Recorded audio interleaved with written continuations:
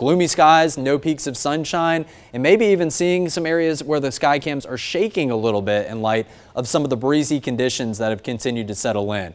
So a very gloomy, just not a really textbook forecast that you would want for your Saturday afternoon, but hey, at least it is dry. We're not seeing any of those winter weather impacts as of right now. Those are looking to build in as we get into the nighttime hours and more so overnight into early on Sunday morning. So we are continuing to keep you updated hour by hour about the progress of how things are panning out over to the west with areas that are already seeing those winter weather impacts, whether it's snow, whether it's ice, whether it's some freezing rain that we continue to get a glimpse of. And in fact, right now your temperatures are a big story. And right now we're not seeing too much of a difference. 48 at the lowest in Monticello, all the way down to 55 and 56 in areas like Rochelle, Cordele, Vidalia, down to McRae. There isn't too much of a temperature difference, but you can see this northeasterly breeze, which is starting to get more of an easterly component to it. Nonetheless, we are going to watch a colder and drier air mass build in from the north and the northeast.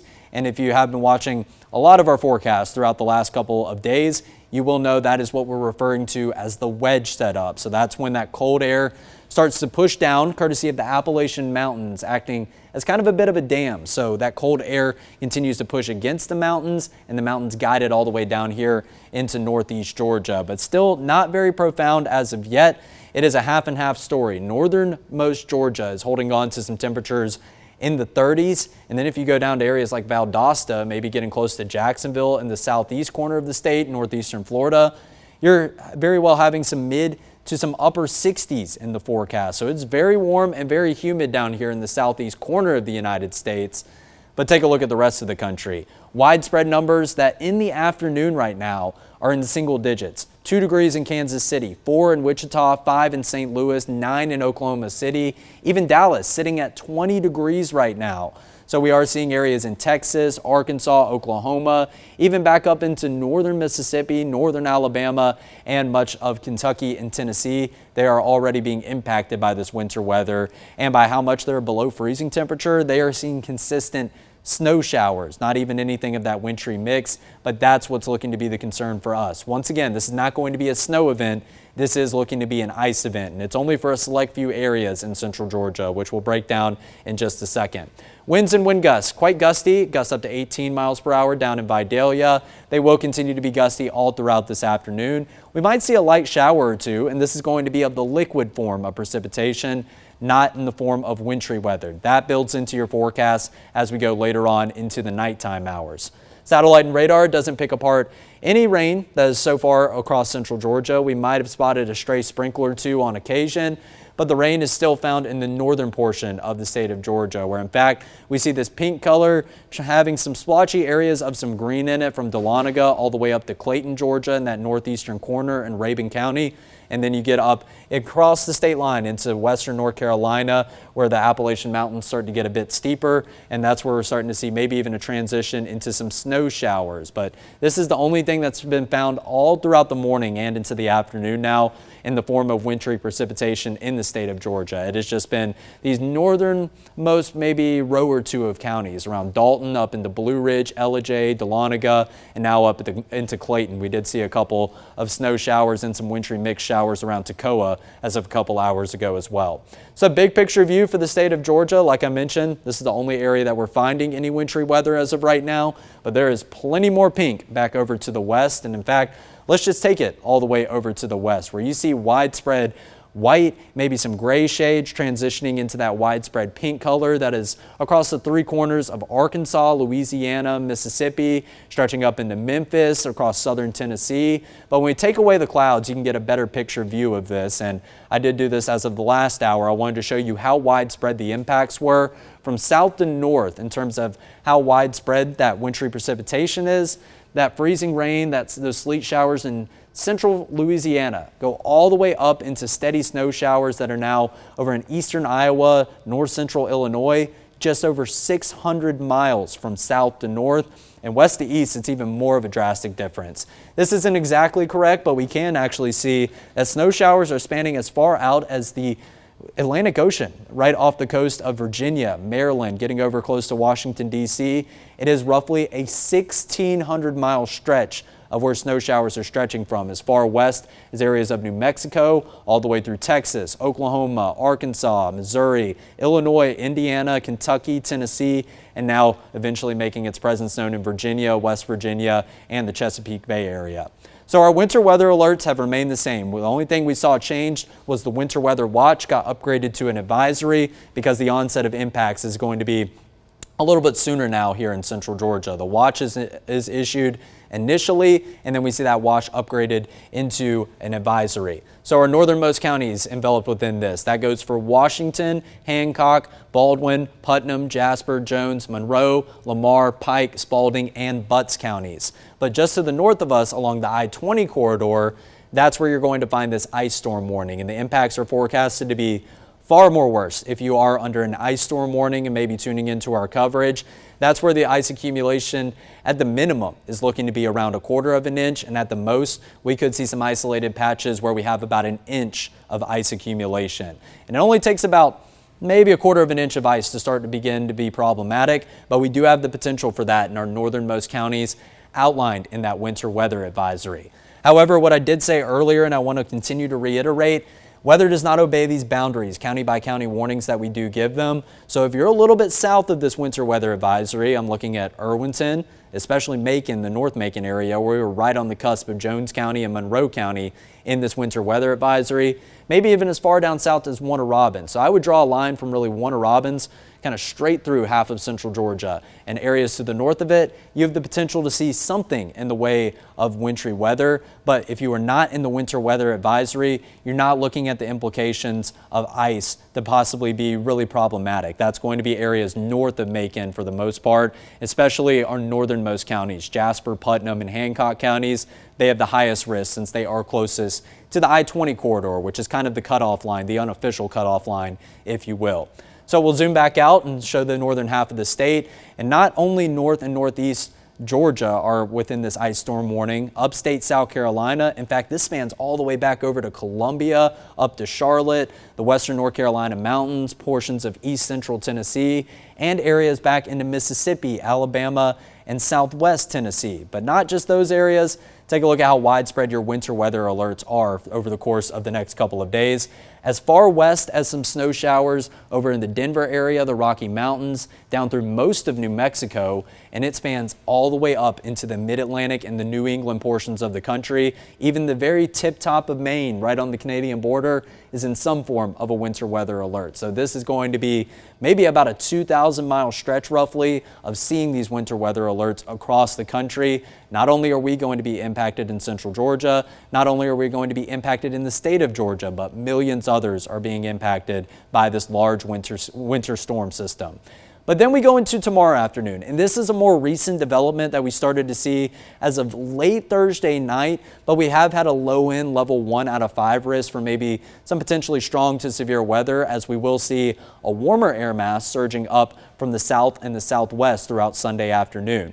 While we have recently seen the expansion of that level 1 risk farther up to the north and the northeast in central Georgia, and now we see a level 2 in this yellow category. So this was a change we saw as of around 1 p.m., so just about an hour ago in time.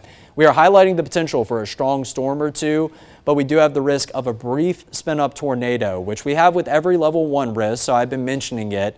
However, we haven't really had too much of a concern with it. But now that we see a level 2 down to our south and our southwest, that's still where the chances of that are going to be the greatest. But of course, anytime we have anything in the way of severe thunderstorm warning, we're always coming to you live, and we always make sure that we're checking on those winds for an indication of possible rotation. If that is to pop up, we will cover it. But right now, don't go banking on that exactly popping up. I just wanted to inform you about that possible risk. But know that we do have the potential for another form of severe weather, not the winter weather. This is going to be for more areas farther to the south of Macon. So just because you're in the clear of winter weather doesn't mean that you still don't have a severe weather risk as we go throughout the next 24 to 48 hours. So let's talk about why we have the two different severe weather risks. First and foremost, we'll play it through this afternoon where mid and upper 40s are looking to be the high temperatures. I would say closer to 50 degrees because our temperatures are already warmer than those numbers that we do see on future view. A couple of scattered sprinkles. Anything you see in the way of rain before sunset is going to be of the liquid form. But then as we go into around 10 p.m., that's when I see a more widespread cluster of moisture beginning to move in. And this is what it looks like as of rain. So when we start talking about that yellow and the orange colors, that's normally going to indicate your heavier precipitation rates. But then you can start to see that cluster of green, yellow, and orange start to get overtaken by the pink shade in our northernmost counties, and that continues to push farther down to the south and the southwest before it's kind of a half and half story. You live in south central Georgia, you're still holding on to some mid and upper 30s, maybe even some low 40s. So anything you see in the way of rain tonight is going to be of the liquid form, but we are seeing that transition into more of a freezing rain, maybe even some sleet showers farther up to the north, and starting to see even some dark pink shades, which are going to indicate maybe roughly around those yellow or even orange shades of regular precipitation that you would see. But it will be colder up to the north, and that's why we are looking at the risk of that winter weather to mainly be up to the north, and it's still mainly looking like maybe starting around 10 p.m. at the earliest, all the way until we get to around 6 to 7 a.m. tomorrow is when those chances finally taper off, and we should go into around 9 a.m. tomorrow with a very cold atmosphere, and we'll finally look at those numbers creep back above freezing temperature, but I do imagine there will still be plenty of hazardous road conditions that we'll have to talk about tomorrow morning. And of course, tomorrow morning, we'll have our reporters giving us live updates. We'll be talking with GDOT, we'll be talking with EMA directors about what implications you are walking out the door to in the form of winter weather. But again, the most impacts are mainly going to be Macon farther up to the north. We could see some maybe ice accumulation that tries to become problematic in northern Macon, but overall Macon not included in that winter weather advisory. Don't really have a lot of confidence in ice accumulations up to 1/4 of an inch, which is really what we're kind of looking out for. So now let's look into the afternoon, 2 p.m. That's when this line of showers and some thunderstorms begins to move in. And once again, you're not only seeing just some red color, you're even seeing some pockets of some dark red. So that's going to indicate even heavier rates of precipitation that are associated with some thunderstorms. But I paused it right here to show you, number one, what time this line of rain will be moving in, and number two, the temperature difference across central Georgia.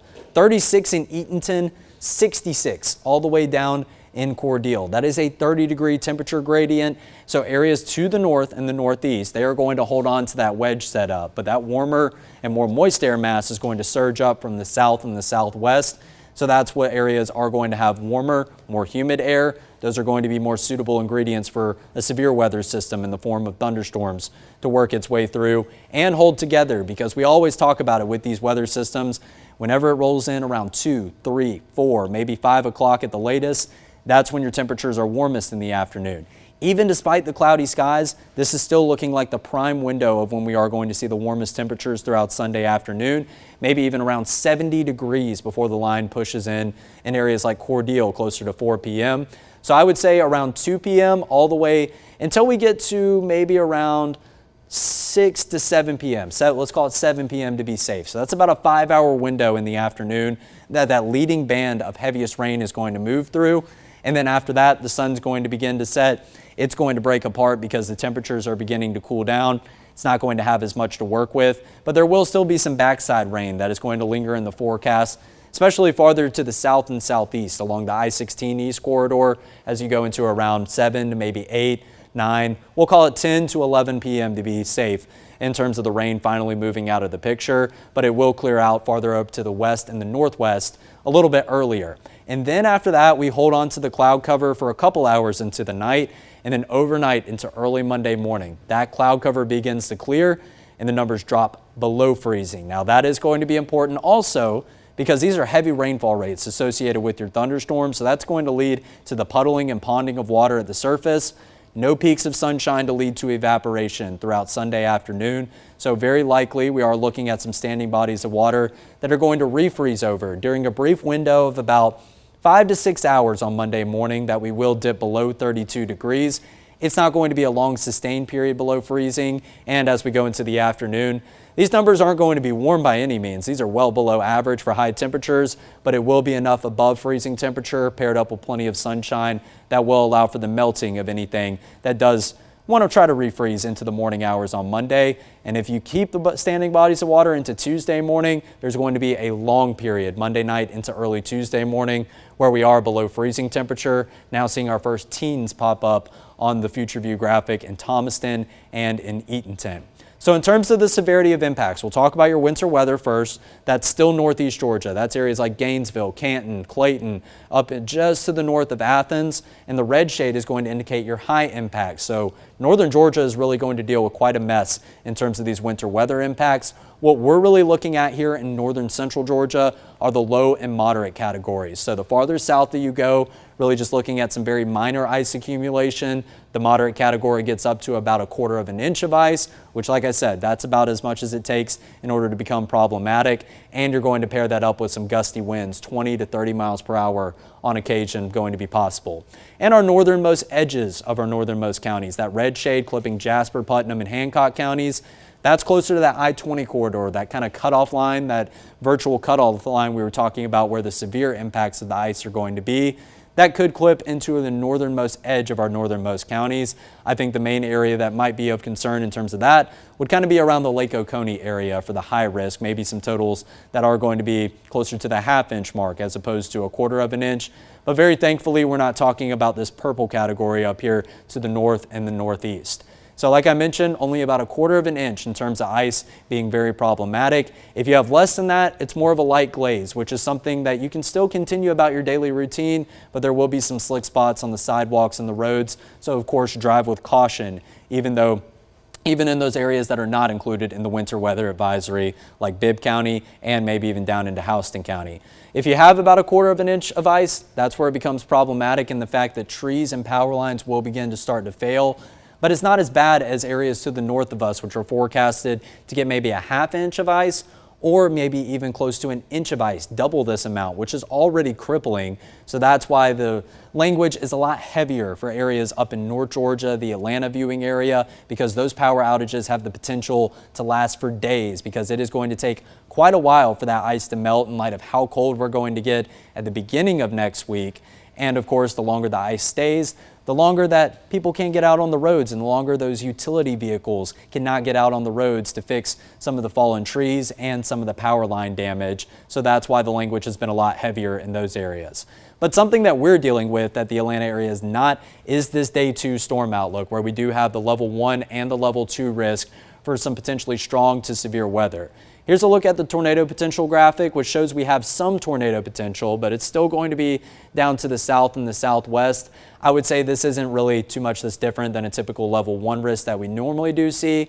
But of course, it is something that we will figure out once we are doing coverage of this. Each and every storm that starts to fire up gets a little more intense in nature.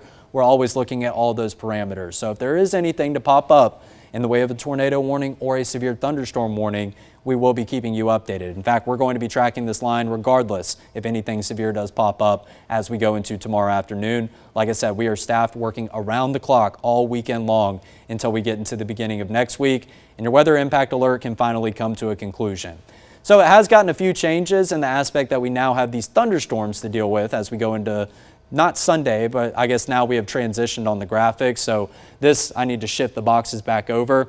But anywho, think of Sunday as Saturday, Monday as Sunday, and then think of Tuesday over here as Monday. So we have a lot that we are going to be unpacking with the forecast throughout tomorrow. Once again, if you're looking for more of a winter weather coverage, Ansley and I will have you covered all throughout the morning tomorrow. But if you're worried about these potential storms as we go into the afternoon, David and Ben will be covering everything throughout the afternoon.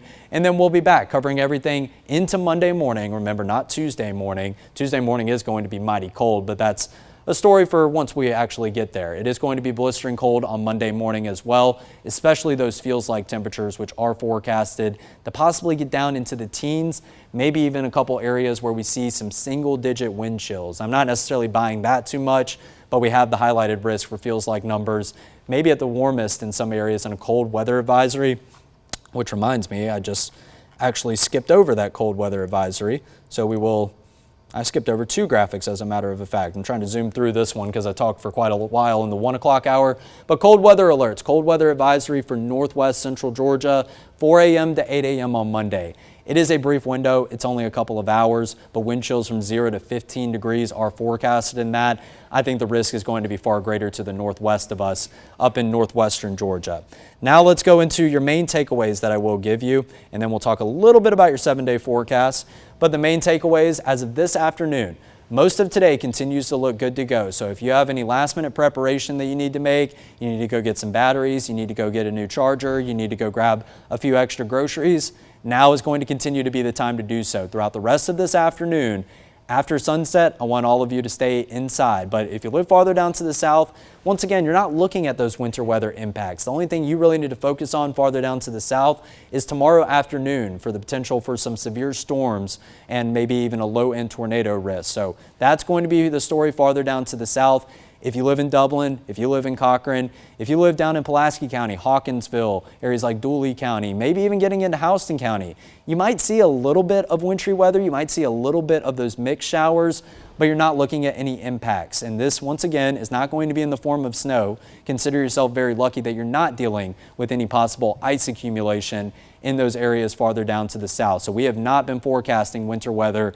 in areas farther down to the south over the past couple of days, and we are continuing not to. It is mainly Macon, farther up to the north, especially the closer to I-20 that you do get. But that quick warm-up Sunday afternoon does have us on guard for another form of severe weather risk. And once again, that is going to be the possible strong to maybe even severe storms that we will see throughout the afternoon on Sunday and into the early evening hours. So 7-day forecast, you think 28 is going to be cold? Well, it's going to feel even colder when we do have the winds paired up with it. Only high temperatures in the 40s throughout each and every day throughout the work week. Next week, like I said, all the graphics have shifted a day forward now that we're past the 2 p.m. hour, so we'll have to do a couple editing with some of these graphics. But think of every day as right now, Saturday should be Friday, Friday should be Thursday, Thursday should be Wednesday.